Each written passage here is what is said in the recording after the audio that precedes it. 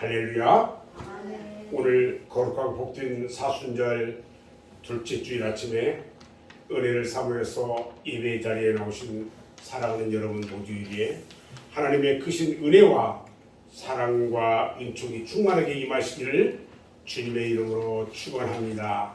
아멘.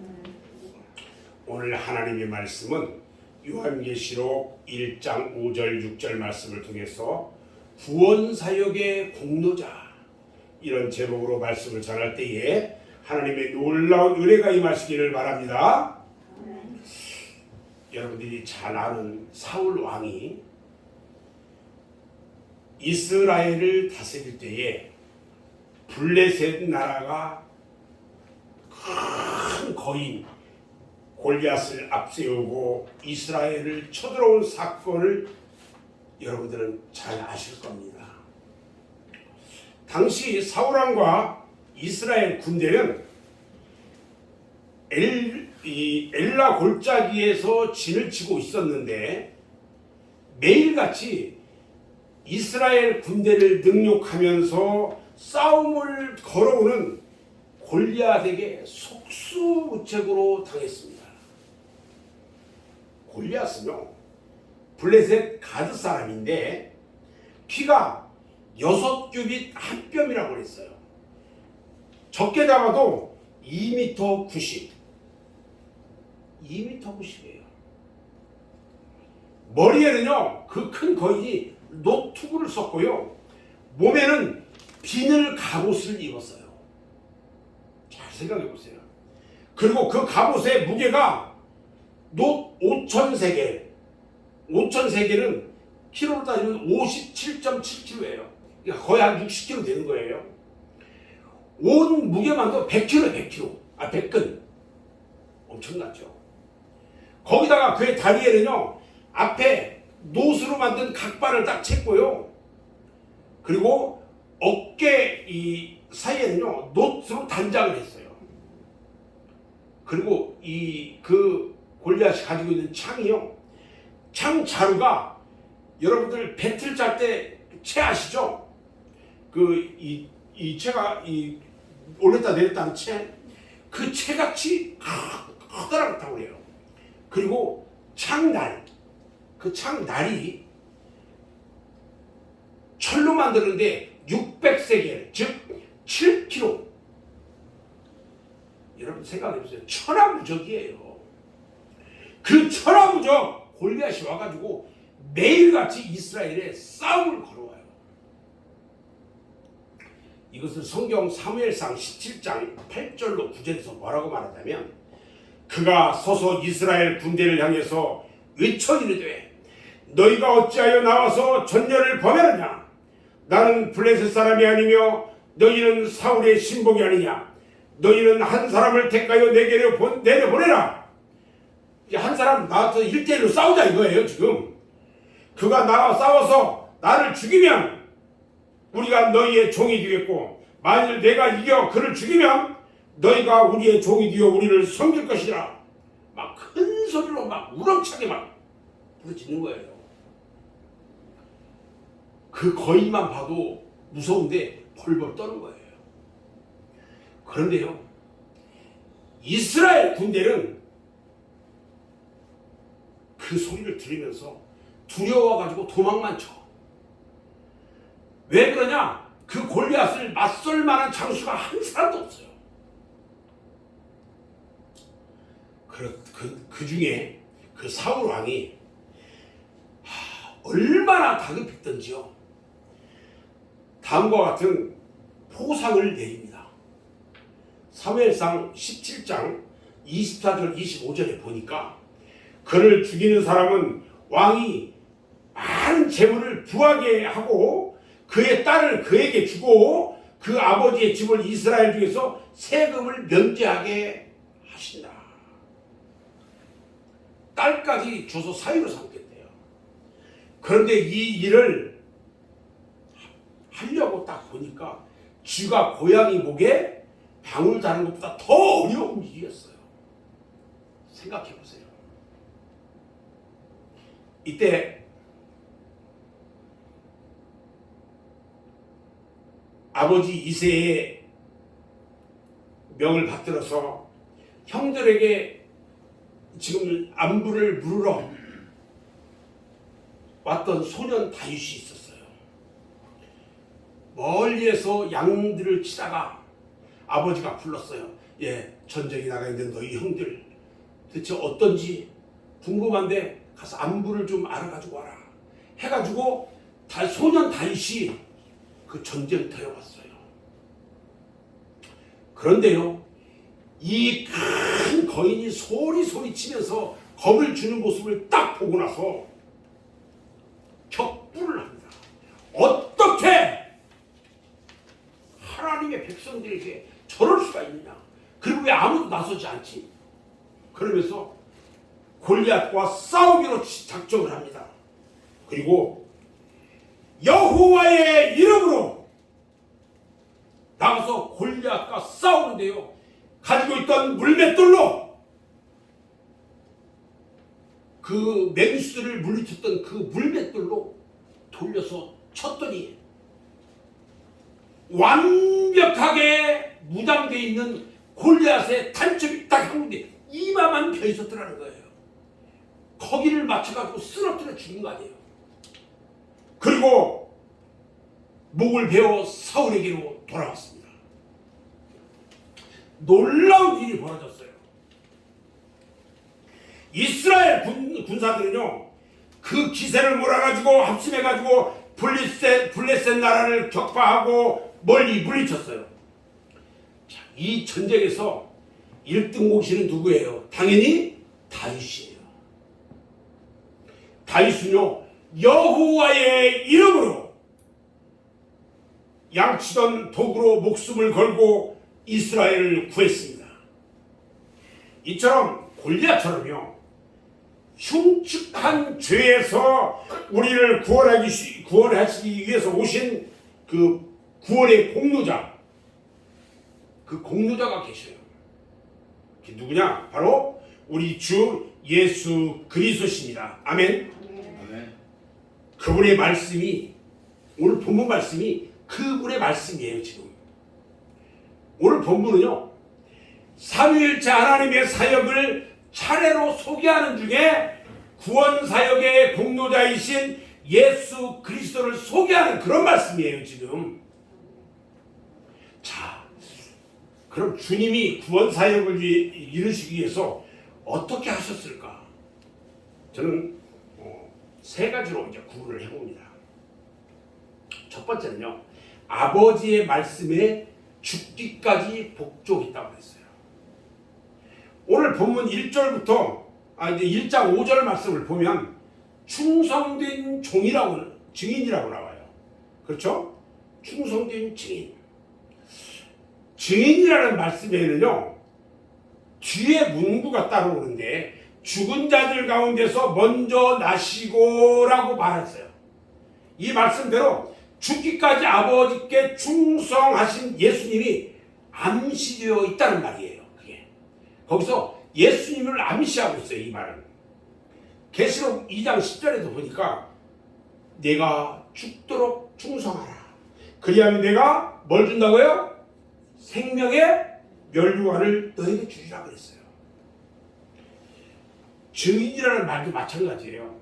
증인은 마르투스라는 말이에요. 즉 진리를 전파하고 수호하고 이를 위해서 순교한 자라는 의미를 내포하고 있단 말이에요. 이처럼 예수 그리스도는요, 성경에 약속하신 대로 죽기까지 자기를 낮추고 성부에게 복종하신 충성된 아들이었어요. 빌립보서 2장 5절로 8절 말씀을 보면요, 너희 아래에 이 마음을 품으라. 곧 그리스도 예수의 마음이니 그는 근본 하나님의 본체시나 하나님과 동등 됨을 취할 것으로 여기지 아니하시고 오히려 자기를 비워 종의 형체를 가지사 사람들과 같이 되셨고 사람의 모양으로 나타나사 자기를 낮추시고 죽기까지 복종하셨으니 곧 십자가의 죽으심이라 이렇게 말씀합니다. 죽으신 바로 그분이 예수 그리스도십니다. 그리고 또 증인이라는 말에는요, 어떤 일의 증인이라는 내용이 내포되어 있어야 한다는 거예요. 그 예로요, 누가복음 24장에 24장 46절로 48절에 이렇게 말합니다. 또 이르시되 이같이 그리스도가 고난을 받고 제3일에 죽은 자 가운데서 살아날 것과 또 그의 이름으로 죄사함을 받게 하는 회개가 예루살렘에서 시작하여 오 모든 족속에게 전파될 것이 기록되었으니 너희는 이 모든 일의 증인이라. 이 말씀과 같다는 거예요. 여기에 대해서요, 누가복음 24장 40절에서 또 말합니다. 내가 너희와 함께 있을 때에 너희에게 말한 바 곧 모세의 율법과 선지자의 글과 시편의 나를 가리켜 기록된 모든 것이 이루어져야 하리라 한 말이 이것이라 하면서 우리 예수님께서 말씀하셨어요. 예수님은요, 구약 예언을 성취하셨던 거예요. 아멘. 누가복음 24장 27절에 이렇게 말하죠. 모세와 모든 선지의 글로 시작하여 모든 성경에 쓴 바 자기에 관한 것을 자세히 설명했다 그랬어요. 이처럼 예수님은요, 구약에 예언하신 것을 다 성취하신 메시아라는 것입니다. 아멘. 두 번째, 예수님은요, 우리 구원의 모델과 목표가 되셨다는 거예요. 오늘 본문 5절을 다시 보면 죽은 자들 가운데서 먼저 나시고 이렇게 말합니다. 죽은 자들 가운데서 먼저 나셨다. 성자 예수님께서 죽으셨는데 다시 살아나서 부활의 첫 열매가 되셨다는 것입니다. 아멘. 아멘. 첫 열매가 뭐냐? 봐요. 수확할 때에 맨 먼저 열린 첫 곡식이에요. 이 첫 곡식은 다음에 열매들 역시 그와 같을 것을 암시하는 거예요. 첫 번째 열린 그 곡식처럼 나중에 익은 곡식도 똑같이 다 똑같다. 우리 주님은요, 구원의 샘플이 되셨어요. 구원의 샘플이에요. 로마서 6장 10절 11절에 보니까요, 이렇게 말씀해요.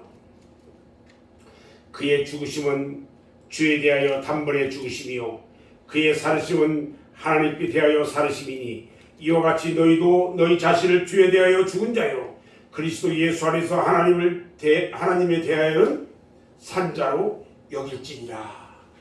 자, 우리는요, 그 안에서 구원을 받은 존재입니다. 주님의 죽으심은요, 곧 나의 죽음이고요, 주님의 살아나심은 곧 나의 삶이 된 거예요. 아멘. 우리가 이 모든 공로를 믿음으로 누리려고 했어요. 지금 누리고 있어요. 지금. 그러므로 우리의 믿음의 목표이기도 하다는 거예요. 우리 주님이.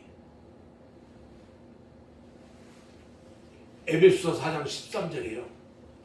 우리가 다 하나님의 아들을 믿는 것과 아는 일에 하나가 되어 온전한 사랑을 이루어 그리스도의 장성한 분량이 충만한 데까지 이른다 이렇게 말합니다.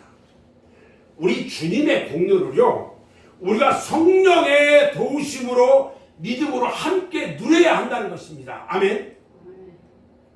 그리고 고린도전서에서도 말합니다.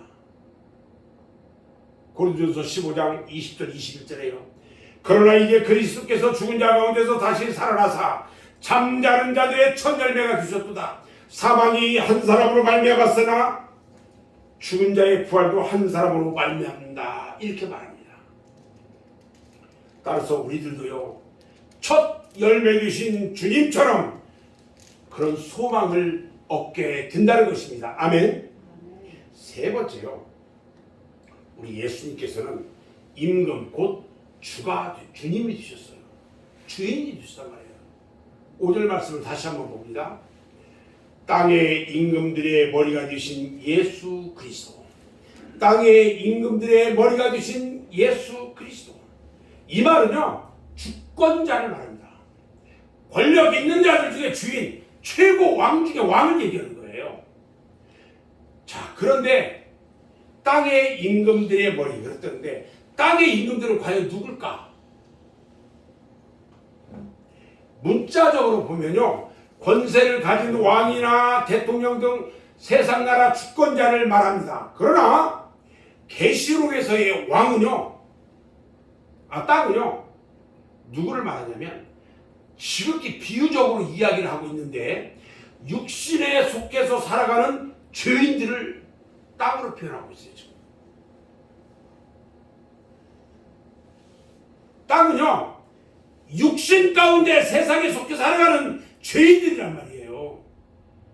그러니까 그리스도께서 하늘과 땅과 교회의 머리 되심과 아울러서 우리 모두의 주관자이심을 우리에게 가르쳐 주고 있다는 거예요, 지금.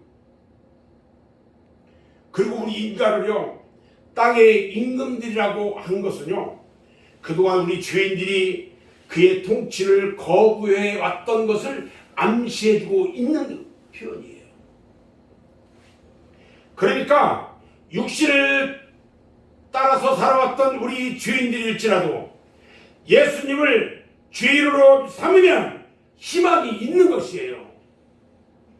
그래서 빌립보서 2장 9절로 11절에서 이렇게 말하죠. 하나님이 그를 지극히 높여 모든 이름 위에 뛰어난 이름을 주사 하늘에 있는 자들과 땅에 있는 자들과 땅 아래에 있는 자들로 모든 무릎을 예수의 이름에 꿇게 하시고 모든 입으로 예수 그리스도를 주라 시인하여 하나님 아버지께 영광을 돌리게 하셨느니라, 이렇게 말씀합니다. 우리는요, 그동안 하나님의 뜻을 거부하면서 살아왔어요. 우리가 바로 나라이기 때문에 왕은 바로 우리 마음, 우리의 주권을 뜻하고 있어요. 그동안 우리는요, 내 스스로 자아와 욕망과 뜻을, 내 스스로가 욕망과 뜻을 가지고 살아왔단 말이에요. 그래서 자칭 내가 왕이었어, 내가 최고야. 그러나 이제는요, 우리를 비롯하신 우리의 주권자 예수님으로 인해서 예수님이 우리의 왕이시고 주시고 이제 우리는 그 발 아래 엎드리지 않으면 안 되게 되었단 말이에요.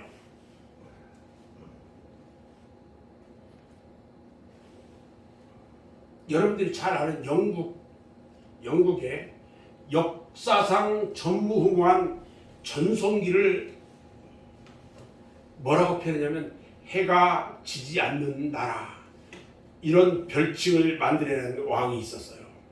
누구냐면은 19세기 영국을 이끈 빅토리아 여왕이에요. 그녀는 여왕이 되기 전에 엄격한 왕실 훈련을 받은 것으로도 유명합니다. 정부에 대한 반박 기사가 실려있는 타임지를 읽을 수가 없었어요. 못 읽게 했어요. 그리고 심장에 해롭다는 이유로 홍차를 마시는 것까지도 허용되지 않았어요. 홍차는 심장에 안 좋답니다. 근데 1838년 6월 28일 마침내 이 빅토리아가 여왕에 올라요. 화려한 즉위식이 끝나자마자 제일 먼저 신하에게 얘기했어요. 홍차하고 최신판 타임지를 가져와라고 주문했어요. 그동안 왕실에서 빅토리아에게 일체 보지도 못하게 하고 먹지도 못하게 했던 것을 가져오라고 했어요. 여왕이 된 그녀의 한마디에 즉각 홍차와 타임지가 준비됐어요. 그러자 그녀가 미소 띈 얼굴로 다시 신문을 주면서 나는 단지 내가 정말 권위를 가지고 있는지 시험해보고 싶었을 뿐이다. 이렇게 말하면서 홍차와 신문을 가지고 나가라고 되돌려줬대요. 이처럼요, 신앙이란 예수님의 자리를 찾아드리는 거예요. 예수 그리스도를 주로 삼아서 순종하고 복종하면서 정확한 머리의 위치를 주님 앞에 들여주고 항상 그 머리에 순종하고 복종하는 위치에 서야 한다는 거예요.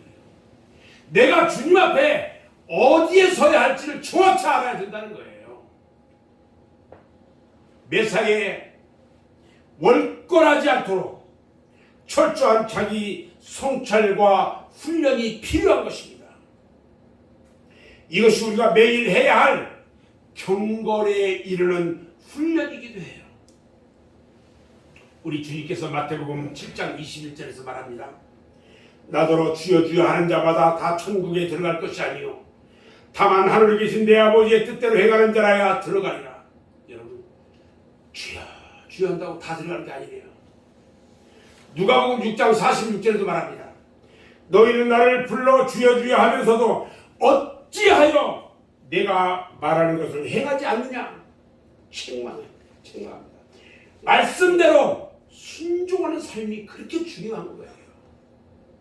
입으로는요, 주님이라고 하면서 존중하지도 않고 내 마음대로 산다면 주님은 심판대 앞에 섰을 때 나는 너를 모른다라고 말할 수도 있단 말이에요.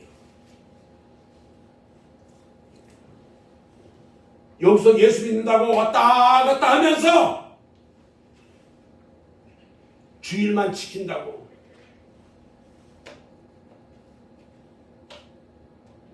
예수 잘 믿었다고 스스로 착각하면 안 된다. 주님의 심판대 앞에 섰을 때에 우리 주님이 나는 너를 모른다라고 말한다면 어떡하실 거예요? 진실로 예수님을 나의 주, 아니 우리의 주, 우리의 왕으로 삼았다면 그 앞에 순종하고 복종하고 그 말씀에 순종해야 합니다. 아멘. 아멘. 아멘. 주님이 다스리시면요, 완악한 우리 마음도 또 사막 같은 우리의 심령도 낙원으로 변하고 다스려지지 않을 것이 없다는 거예요. 그래서 이사야서 11장 6절로 8절에 이사야 선지자가 말합니다. 그때의 이리가 어린 양과 함께 살며 표범이 어린 염소와 함께 누우며 송아지와 어린 사자와 살찐 짐승이 함께 있어 어린 아기에게 이끌며 암소와 곰이 함께 먹으며 그것들의 새끼가 함께 엎드리며 사자가 소처럼 풀을 먹을 것이며 젖먹는 아기가 독사의 구멍에서 장난하며 젖된 어린아이가 독사의 굴에 손을 넣을 것이라고 했어요. 이 말씀처럼 온갖 짐승 같은 우리의 마음도 다 다스려질 것이라는 거예요. 아멘. 사랑하는 우리 맑은색 교회 성도 여러분, 전 이제 말씀을 마무리를 할 건데요, 우리 주님은 하나님 아버지께서 예정하신 대로 세상에 오셨습니다. 그리고 우리를 위해서 목숨을 드리고 그 구원을 성취하신 우리의 영원한 구원의 공로자셨습니다. 그래서 이제 누구든지 예수 그리스도를 주로 삼고 믿는 자는 모두가 그 은혜로 구원을 받게 되었습니다. 우리 모두 예수님이 우리 인생의 주님이시고 우리 구원의 주님이시고 또 예수님이 우리의 모델이시고 목표이시고 완성이시고 그리고 예수님은 우리의 왕이신 것입니다. 아멘. 아멘. 우리는 그 앞에 엎드려서 경배해야 할 백성이라는 것을 잊지 말고 우리 삶에서 그것을 그대로 적용하고 온전한 구원을 누리는 복된 성도들이 되시기를 주님의 이름으로 축원합니다. 아멘. 기도하겠습니다.